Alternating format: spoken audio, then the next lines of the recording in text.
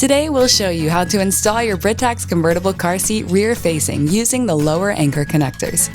You can use these instructions for Marathon ClickTight, Boulevard ClickTight, and Advocate ClickTight seats. Place the car seat in your vehicle in the rear-facing position. Remove the lower connectors from the storage compartment and pull the straps to full length toward the child's left side. Now, you'll need to adjust the recline angle. Pull recline handle and rotate the seat shell until the recline indicator ball is in the correct position for the rear-facing position. If you have difficulty achieving the proper angle, refer to your user guide. To open the seat, press the dimple on the ClickTight dial. Rotate the dial clockwise and lift up to open. Slide the lower connector straps through the rear-facing belt paths.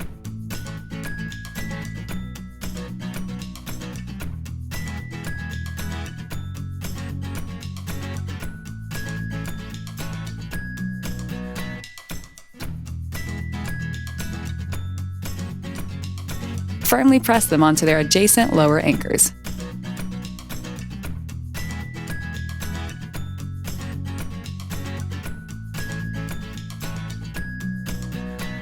Verify that the connectors are secure and the strap is not twisted. Pull the end of the lower connector strap to remove slack. Close the seat and listen for a click to confirm it's secure. The seat should not move more than an inch from side to side on the belt path.